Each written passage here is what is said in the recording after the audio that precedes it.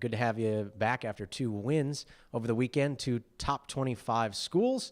We had Air Force, Wyoming. First of all, your thoughts on a perfect weekend in the Mountain Time Zone.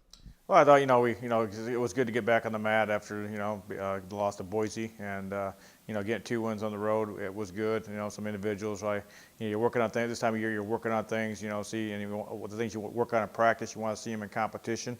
And I thought a few weights, I saw a lot of improvement of some of the things we've been getting beat on and doing a better job in the competitions.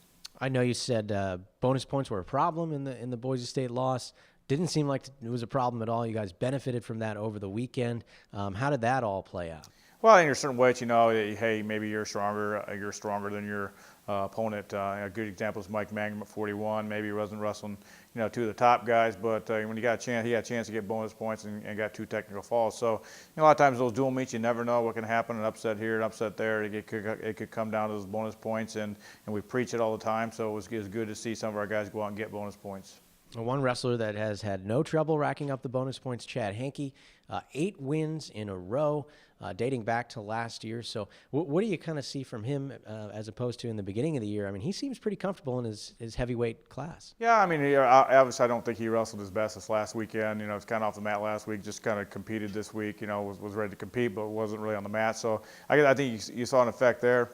Didn't wrestle, wasn't real sharp, but, sometimes that's going to happen. So he's wrestled real well. He's done some things at heavyweight, getting more comfortable at heavyweight this year. And, he's just got to keep getting better, keep improving. Well, we delve right back into Pac-12 competition this weekend. Stanford makes a trip into Gill Coliseum. What do we know about them? What kind of problems will they pose to your lineup? Well, it's always, it's a conference meet. So when you get conference dual meets, you're always looking at 2 things. One, you're looking for down the road for seedings for the Pac-12 tournament. So you got to be ready. It doesn't matter what, the records are or anything like that. You just got to be ready to wrestle. And if you get a win, you're going to be, ranked higher than that Pac-12 opponent. So when we get in the Pac-12 competition, you have to be ready to go and, get the wins. And so it helps you down the road for the seeding. Yeah, I was going to say, how much momentum does you see kind of coming forward?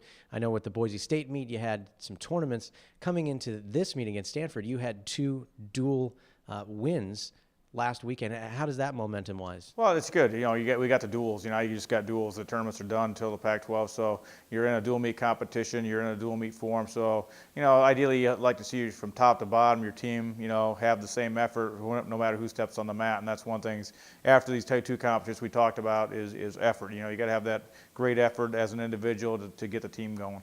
All right. Well, before we leave you, Coach, just want to send our congrats on your 80th career win as OSU head coach this past weekend. The 2 wins got you up to the 80th plateau. Only the 3rd coach in OSU history to do that. So your thoughts on that achievement? Well, it's good company. You got Joe Wells and Dale Thomas, so it's joining good company, I guess.